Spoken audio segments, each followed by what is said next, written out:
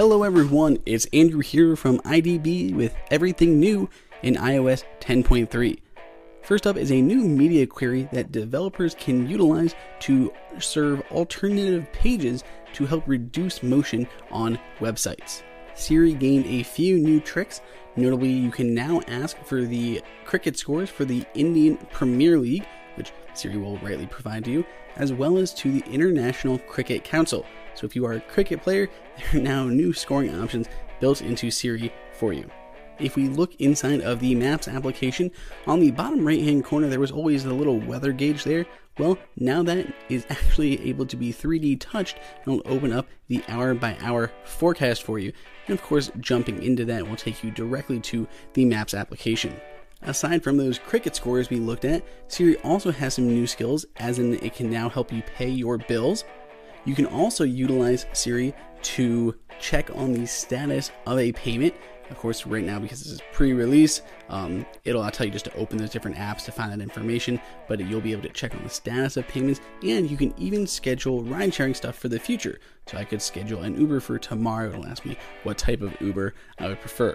If we hippity hop over to the settings application, on top now is a little profile to give you your name as well as like all your Apple ID information. Jumping into that, you can see all your iCloud stuff, all your basically your whole account information, including all the devices on your account.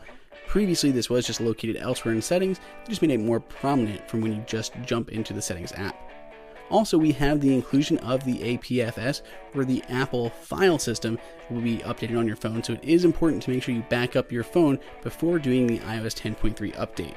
As far as HomeKit goes, there was now new support for programmable switches. It's been expanded compared to what it was in the past. If you're a big HomeKit user, something like that will be nice. The first-party Apple podcast app, design-wise it's still the same, but it now has a 3D touch widget that you can include here on your lock screen or inside of the notification center widget view with all the other widgets. Apple is also looking to get some of your feedback to help increase the performance of iCloud, so you can share iCloud analytics with Apple. It's of course obviously anonymized and all that, but it will allow them to help make those things better, and you can opt in or out of that program. Developers will now be able to actually respond to reviews on the App Store, both inside of iOS 10.3 as well as the new update to macOS. And since we're looking at apps, we're also looking at the end of 32-bit support. Now when you open up an older application, you'll have an alert saying this app really needs to be updated, which takes you to a new section inside of the settings app to warn you about these 32-bit applications. Those might be ending with iOS 11. One of my favorite new features inside of iOS 10.3, which may be a favorite for anyone with AirPods out there, is inside of the Find My iPhone application, you can actually use it to find your AirPods. That's right, so this was kind of a third-party application that someone had released on the App Store. Apple kind of maybe borrowed that idea, maybe had it first, I don't know, but they baked it into the Find My iPhone app. So if you scroll down your list of devices, you will see I have Andrew's AirPods here, and when I select them, it'll pull them up on the map at last time they were connected and where that location was. So it does tell me, oh, this is an older location because they haven't been connected since yesterday, but I am able to hit this play sound button. It'll start searching for those AirPods. If it finds them within a Bluetooth distance of you, it'll start playing a noise. Of course, it works for both earbuds individually, so I can turn off, mute the left, mute the right, or completely stop the sound. So if you're just looking for one earbud, you can find it. Really nice little feature here if you have AirPods and are worried about losing them.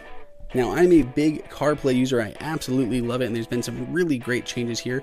Notably, on that left-hand side, you'll see there's 3 quick select buttons, one for audio, one for navigation, and one for a messaging app. They're really nice. I can jump between those two, and you'll see some different changes in the music app, allowing you quicker access to, what's playing next and what's currently playing. And then, of course, Maps was updated. You can now see electric vehicle chargers on the map, which is something that iOS 10 got a little bit earlier before it came to CarPlay. So that is all the new features here in iOS 10.3. If we missed something substantial, do the right thing and let everyone know down in the comments below. It's S1 beat.